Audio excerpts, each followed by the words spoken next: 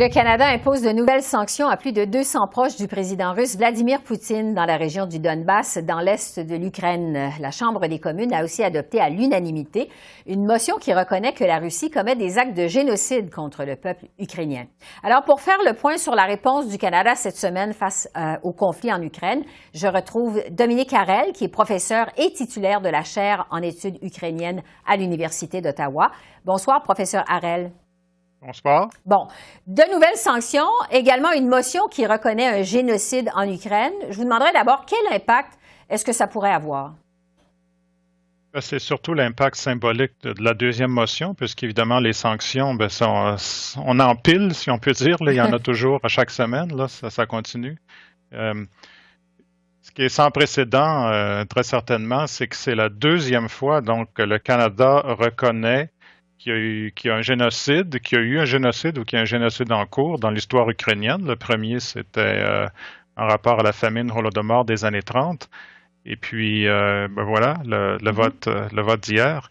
Quand je dis c'est sans précédent, c'est que le Canada reconnaît qu'un gouvernement de Moscou a commis 2 fois, donc, ou est en processus de commettre des génocides. Face au même peuple, face aux Ukrainiens. Ouais. Le Canada a aussi annoncé cette semaine de nouvelles livraisons d'armes à l'Ukraine, notamment des véhicules blindés. Il y a des obusiers également. Jusqu'à quel point l'Ukraine a besoin de ce type d'armes lourdes à cette étape-ci de la guerre? Ben là, c'est assez clair qu'avec le nouveau front là, qui s'est ouvert au Donbass, que l'Ukraine a besoin d'armes offensives de très longue portée. Et non seulement le Canada, mais les pays membres de l'OTAN et même une plus grande coalition. Là, il y a eu cette rencontre mardi en Allemagne avec des ministres de la Défense d'une quarantaine de pays qui se sont tous engagés à justement envoyer ce type d'armes offensives. Vous saviez, avant le début de la guerre, tout le débat, c'est est-ce qu'on doit envoyer des armes à l'Ukraine et si oui, peut-être des armes seulement défensives. Alors, on est vraiment passer à un autre niveau. Ouais, est-ce que ça va faire la différence? Mais c'est l'engagement là, du Canada et des pays membres de l'OTAN. Entre-temps, toujours sur ces livraisons d'armes, justement, Vladimir Poutine a mis en garde contre toute intervention extérieure dans le conflit en Ukraine. Il promet une riposte rapide et foudroyante. Est-ce qu'on se dirige vers une escalade du conflit, vous croyez? Je pense qu'on vit, évidemment, lorsque vous dites est-ce qu'on se dirige vers une escalade du conflit, on a toujours derrière la tête, est-ce qu'il va y avoir un affrontement direct entre des armées de l'OTAN ou des armées de pays membres de l'OTAN et l'armée russe? Ça, c'est l'escalade peut-être pas ultime, mais c'est vraiment la ligne rouge. Mais on n'est pas rendu là. Peut-être espérons qu'on ne va pas se rendre là.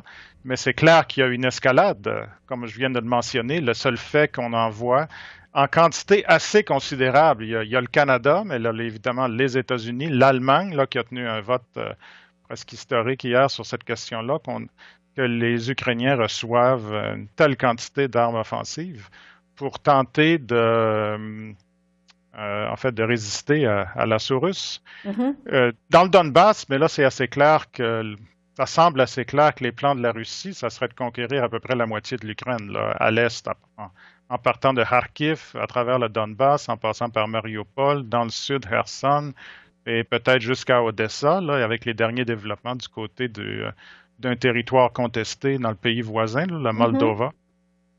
Alors, c'est considérable.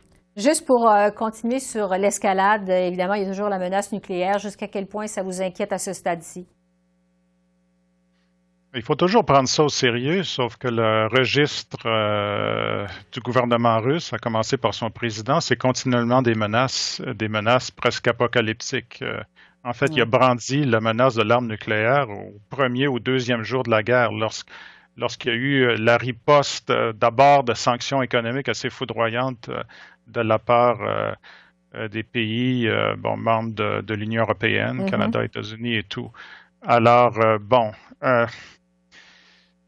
est-ce que la Russie pourrait requérir ce type d'armes en sachant que les coûts seraient non seulement dévastateurs pour la planète, mais pour la Russie elle-même?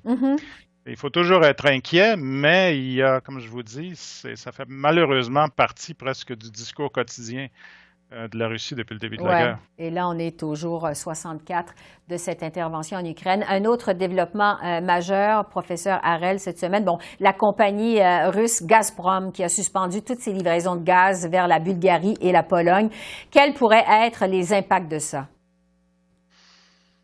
Ça semble être un test assez fort face aux pays plus puissants de l'Union européenne. On commence d'abord et avant tout par l'Allemagne, hein, parce que tout se joue en Allemagne. L'Allemagne qui est la puissance économique européenne, mais qui est aussi le pays le plus dépendant et de loin d'importation énergétique, en particulier du gaz de la Russie.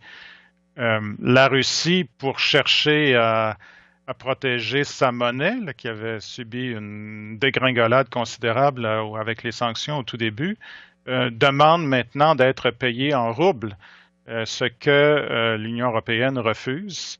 Et puis, bon, la Pologne et la Bulgarie avaient refusé. Et puis là, ils ont été coupés par la Russie comme un signal, qui est évidemment vu par l'Union européenne comme du chantage. C'est difficile à croire que si la Russie continue donc de couper le gaz à d'autres clients de l'Union européenne, d'autres États clients, que ces États-là vont plier au chantage. Alors, est-ce qu'on se dirige finalement vers une situation où ça pourrait mener à des troubles économiques? Parce qu'évidemment, à court terme, si le gaz est coupé en Allemagne, ça va avoir des répercussions sur leur industrie. Ouais.